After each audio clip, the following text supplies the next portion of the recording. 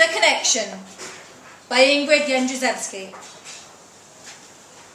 Our long haul arrived late, and a cluster of us are waiting by the plane for luggage they've been checked at the gate. A pushchair in my case. And all of us with connections to make can feel the seconds dripping away like hot butter. The baby and I have a flight to catch. A flight home. A flight that we are surely going to miss. And at first I was irritated by you. You showing off your fancy phone with your internet. You reading out people's departure gates while you wait for a suitcase that hadn't quite fit in the overhead bins. Your voice is loud and fills the air.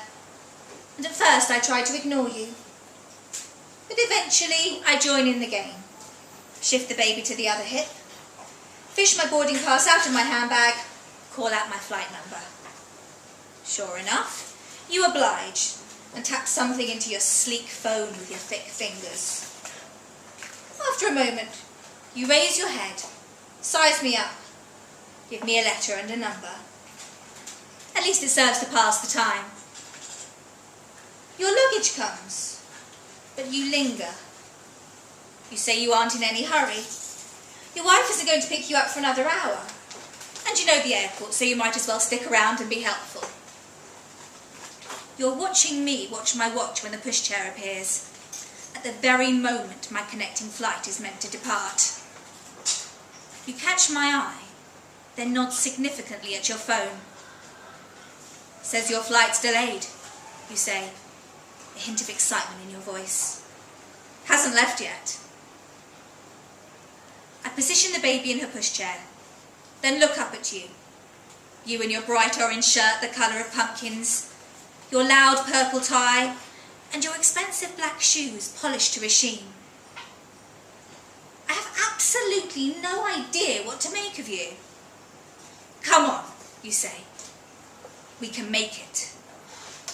Before I finish blinking, before I can think of a response, you grabbed my hand luggage and started running towards the airport.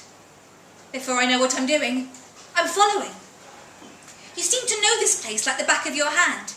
And since you're not pushing a pushchair, you're running ahead looking at signs, checking departure boards, shouting out, "Coming through!"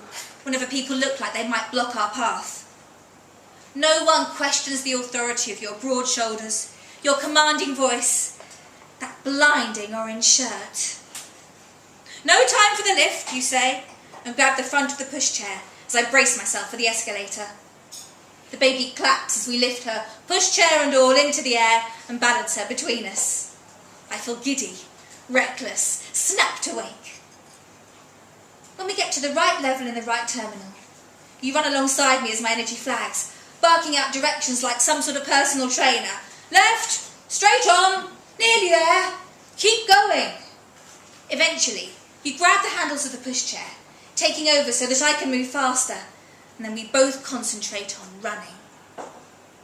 When we finally make it to the gate, both of us are breathless, and the plane is right there in front of us. We can see it through the window. It is big and it is real. We can't believe it, but we can't doubt our own eyes.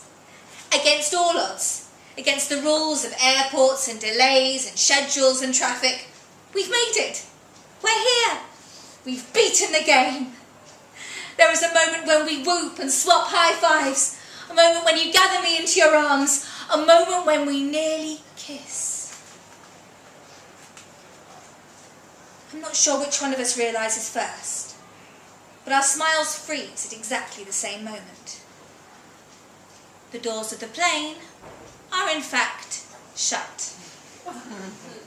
The ground crew is rolling the steps away. The gate agent is walking away from her desk. You, with your unignorable orange shirt, leap into action, block her retreat, tell her, "We're here."